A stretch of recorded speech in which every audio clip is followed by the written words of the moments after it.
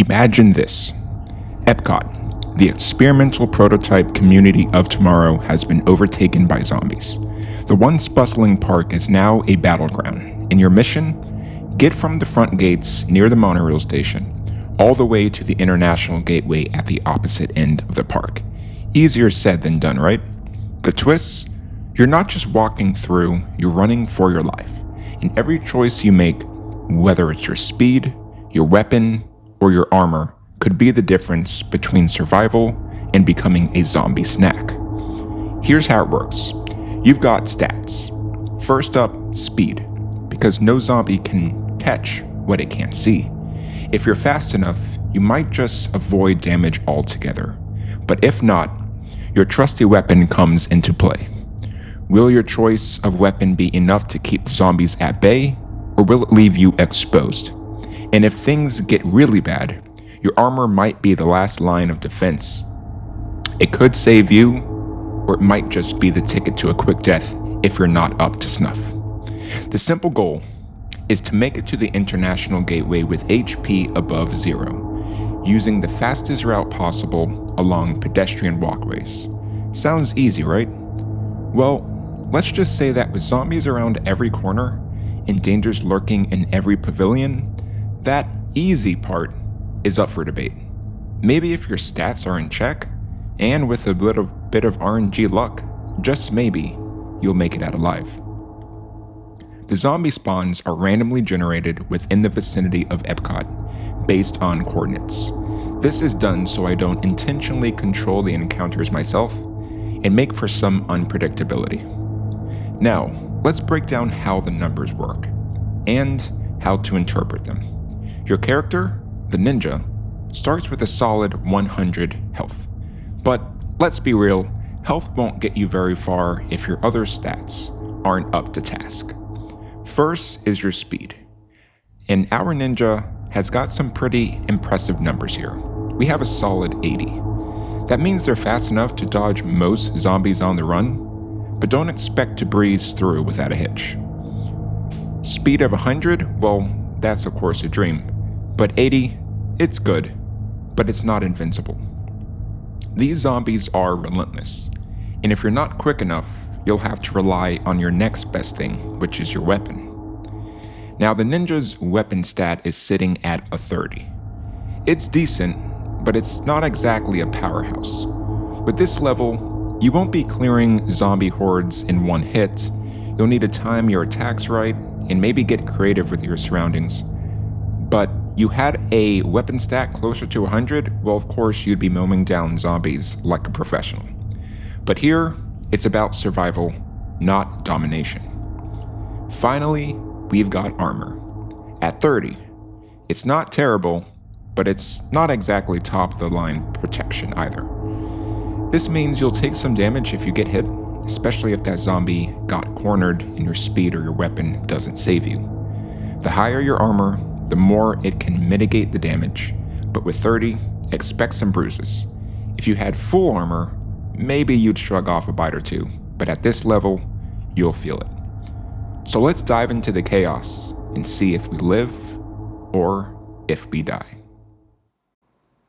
Alright, so let's get started with the simulation. So I'm just going to follow this red path, and every time I encounter a zombie, the zombie is going to turn to this little angry face, and that will typically tell me when I'm going to start this encounter, which is going to simulate what this encounter will look like. So if I click start counter, it's going to see that it is currently processing. All right, so we use speed to escape that time. Now I'm going to have to run this twice since I encountered 2 zombies along this direction.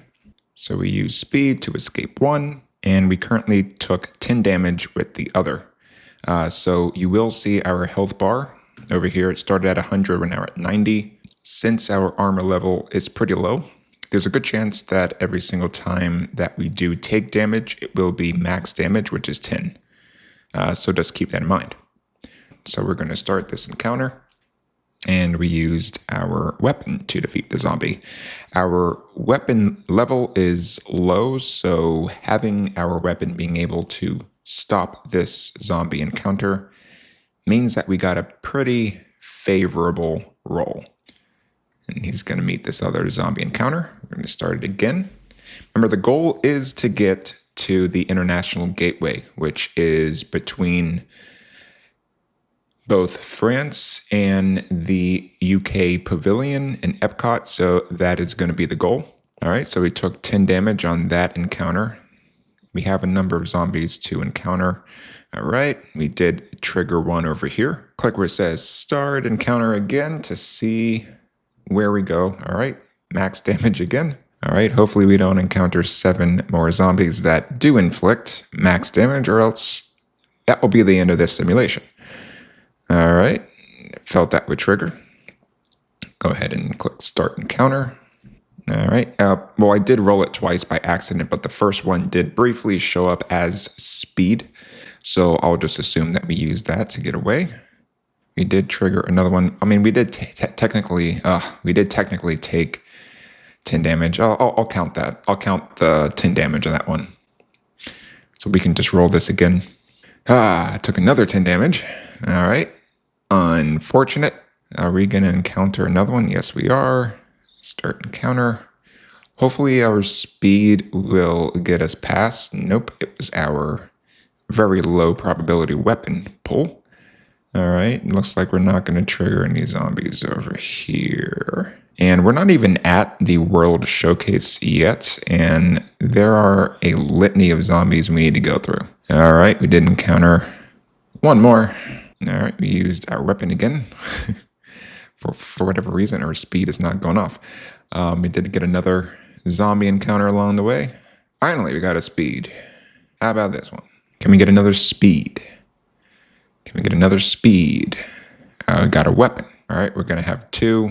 We're just going to roll this twice. Speed and weapon. All right. Thankfully, we're not taking a lot of damage, which is ideal because we still got to get past a number of zombies here. All right, so we got a water zombie and a zombie on the walk path. Assume that the water zombie is going to be swimming towards you, going to climb the fence and attack you. So we're going to count the water zombies as well, as long as they are in range. All right, start encounter. We're going to roll it twice. Speed for 1. And, all right, well, at least we got reduced damage. That is ideal. It's better taking reduced damage than full damage, considering we only have 48 health left.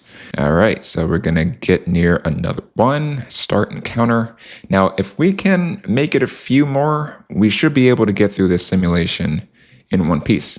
Double encounter and weapon. And then we're going to roll it again for the other one. Weapon again. Hey, you know, the weapon's working. All right, we're going to keep going. We're making our way through.